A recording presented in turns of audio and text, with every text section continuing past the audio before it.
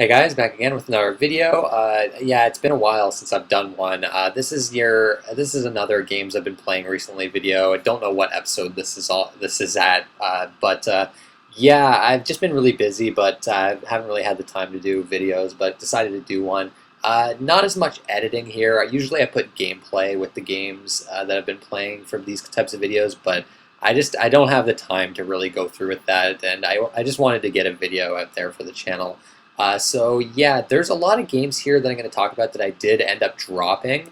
Unfortunately, I'm playing some good games now, but I don't know. With my limited time now, I just don't really want to be spending it on games that I think are just like mediocre or just not all that engaging to me. So there's only actually two games here that I actually finished. The first one, which you're seeing now, is Pokemon Sun. Which is good. I enjoyed it. I talked about this on Twitter, saying that I was actually tempted to drop it in the beginning, but I'm glad I didn't because the game did eventually grow on me. It's probably one of the best games in the series, to be honest. It makes a lot of good improvements to the series.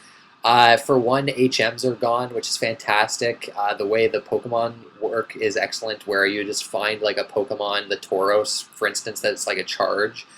You can use it at any time to get around quicker. When you get Charizard, you can get Charizard for flying around, so you don't have to have like HM slaves anymore, which is great.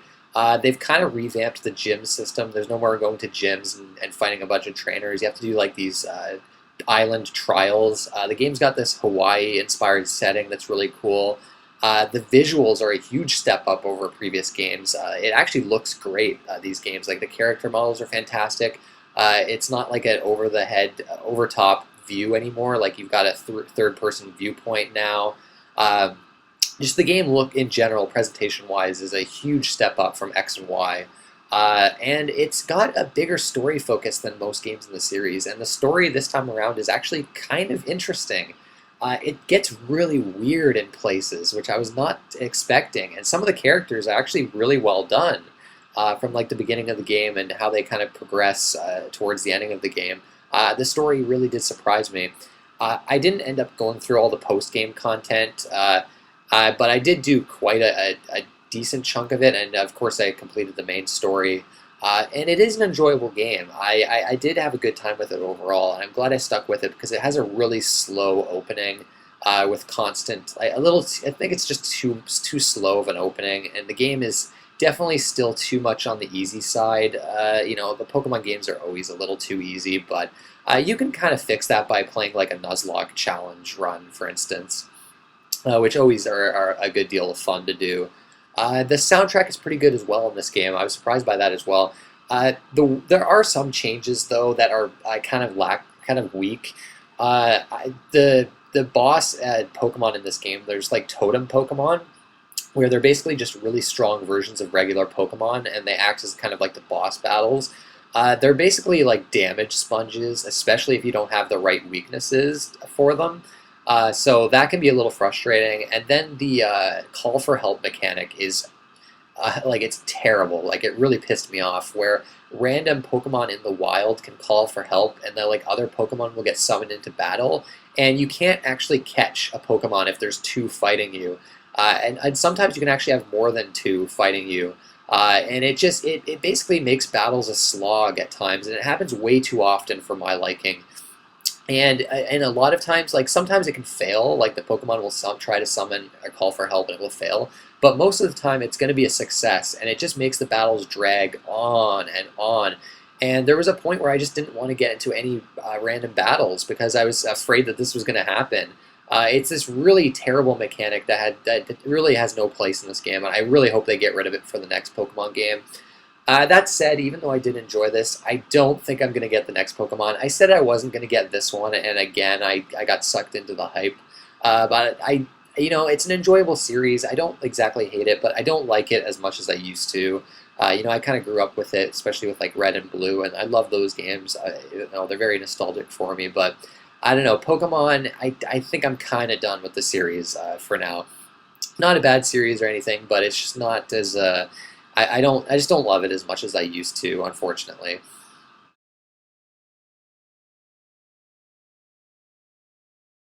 And the other game I finished is Day of the Tentacle Remastered. This is for free on PlayStation Plus. I think it's going to be no longer free soon because it's the January game.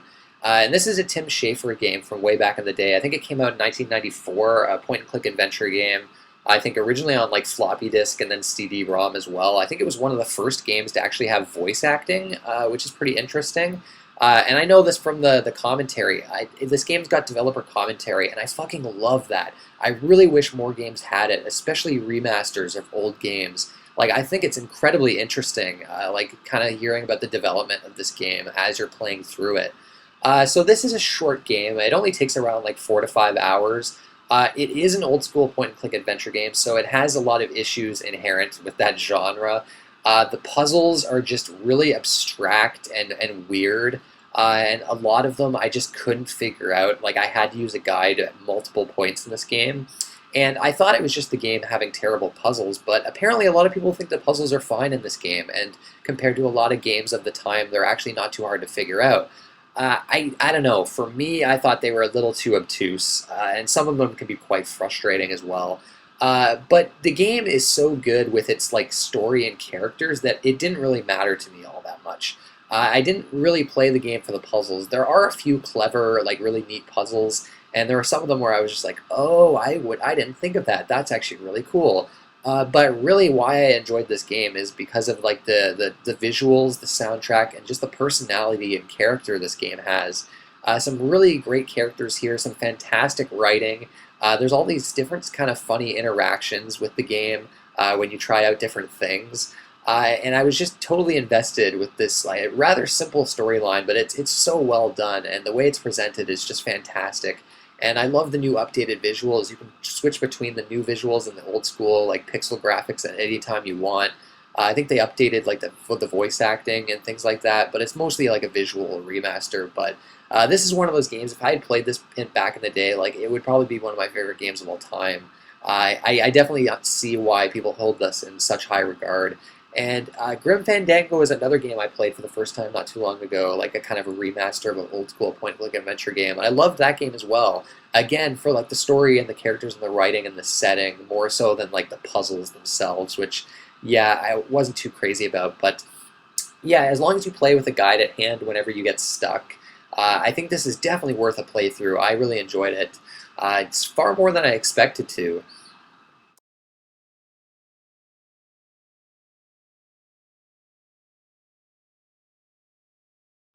And the next game is Owlboy, generously gifted to me by someone, one of my followers of YouTube here. And unfortunately, I just couldn't get into this game, or rather, I dropped it because of like a really frustrating part. I'm probably going to go back to it after a while. I don't want to completely stop playing this game because I did enjoy it up to a certain point. This is one of those games from last year that got a ton of praise. And right off the bat, I'll say the visuals are gorgeous. It's got some of the best 2D art and animations I've ever seen in a game. Like, it's really incredible. The environments are like absolutely amazing to look at. The soundtrack is beautiful as well, and I actually like the story in this game. The way the game starts off is pretty interesting, and it tackles some very pretty interesting themes as well. The gameplay is, I think, where the game is a little I don't know. It's definitely weaker in the gameplay department. It's got a cool idea behind it, where your character can't actually attack anyone. You have to pick up basically characters, and they'll have certain attacks. So the first character has like a standard pistol, and then the next character you unlock has like a flamethrower. The game progression is fairly linear. There's some backtracking you can do for like hidden items and stuff, but it's generally a linear game. It's not really a Metroidvania game, even though if at first glance it seems like it would be.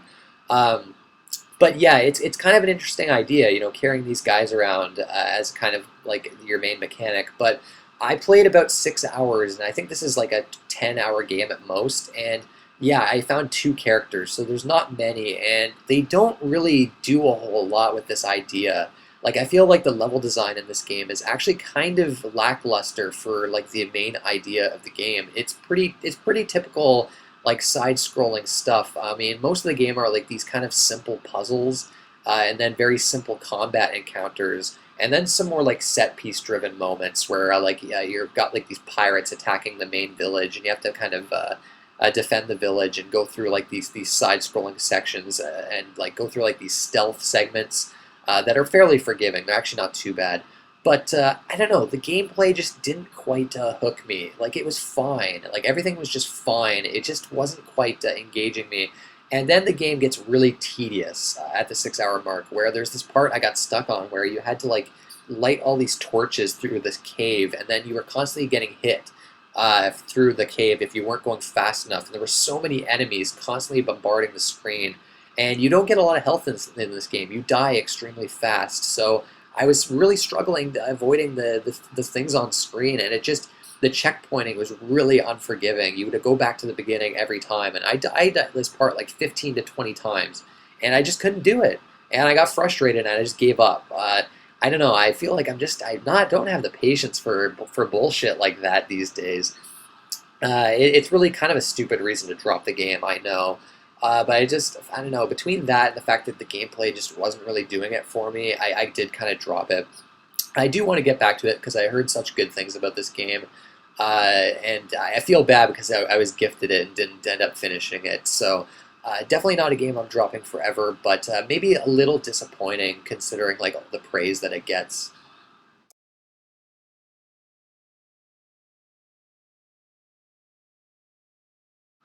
And another game I dropped, I've been playing Dishonored on the PS4, the definitive edition, I guess.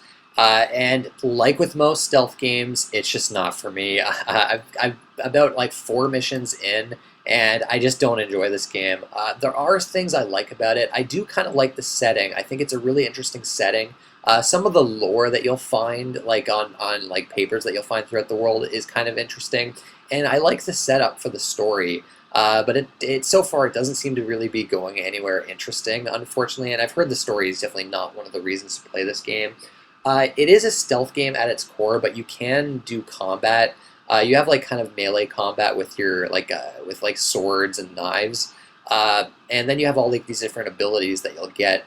It's kind of annoying leveling up your abilities, though. You have to find these objects in the environments. Which it does add to the exploration, but I don't know, I found it kind of tedious with the game being a stealth game. Like, I don't know, when you combine stealth and then like these big open environments where you have to constantly explore, it gets a little tedious for me, and the game just kind of devolved into this loop where I'd like get into a new area, there'd be all these enemies patrolling, I'd try to take them out stealthily, almost immediately fail and get caught, and then have to kill them all. With my combat, like with my guns or my abilities, and then rinse and repeat. It was the same thing over and over again. Now, I know I'm bad at stealth games, and admittedly, I could probably make better use of these environments. I mean, there's multiple different ways to go and ways to tackle your objectives here. You're basically assassinating guys for your missions.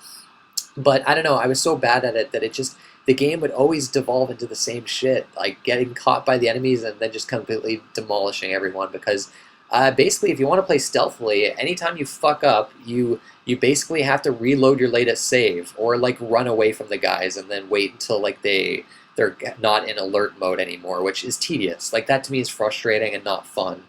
And it just didn't feel right to me, just completely like murdering everybody. And I think you get like a bad ending if you don't, if you just kill everybody. You have to go stealthily and not kill anybody to get like the good ending, which I hate that design decision. I think that's a really annoying design decision. So yeah, this game, I just was not having any fun with it. I can definitely see the appeal. The level design was pretty good from what I saw, from what I've seen, but yeah, I just did not have a good time with this game, unfortunately. The melee combat is actually pretty okay. Like, I mean, it wasn't super engaging for me though. I got to admit. So yeah, I did want to play this though because the sequel came out recently, and I thought, well, if I like this first game, I'm probably going to want that second game. But yeah, not for me, unfortunately.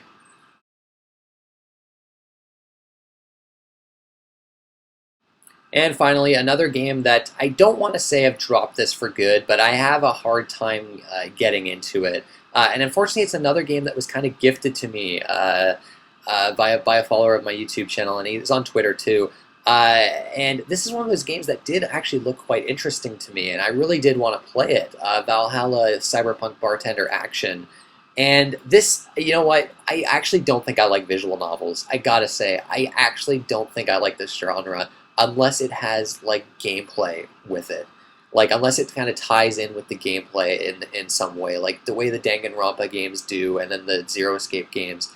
This is a visual novel. I mean, you do have the bartender sections of the game, but they don't really like they serve as more of like a backdrop to all like the characters you'll meet and talk to.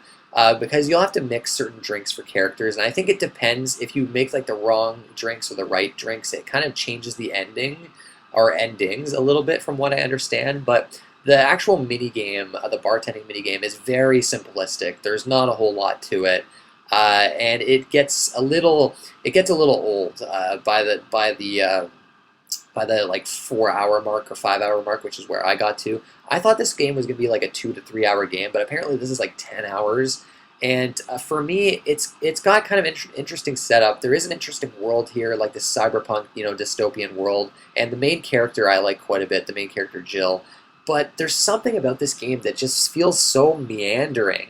Like I wasn't getting any sense of like an actual story with this game. It just seems like a game where you're a bartender and you get to meet all these like characters and get to know them. And these characters, I wasn't finding them all that interesting, unfortunately.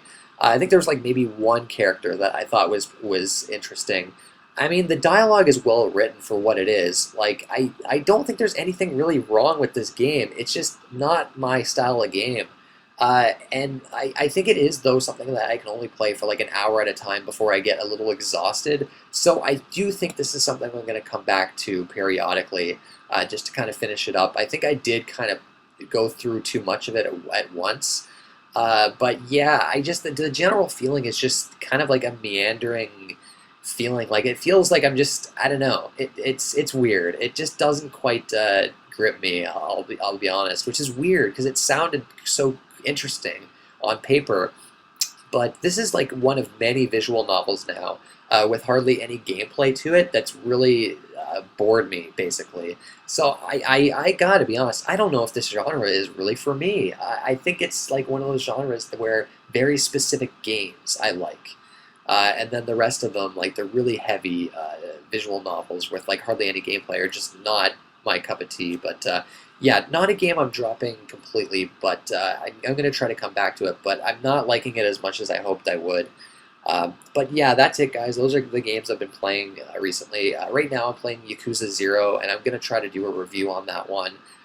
Tales of Berseria I'm going to play as well. There's so many games coming out soon. It's absolutely nuts. I'm going to try to get through as many as I can because like Zelda comes out so soon, and I want to play that immediately, like day one. But yeah, that's it, guys. What are you guys been playing? Thank you for watching. I'll see you next time.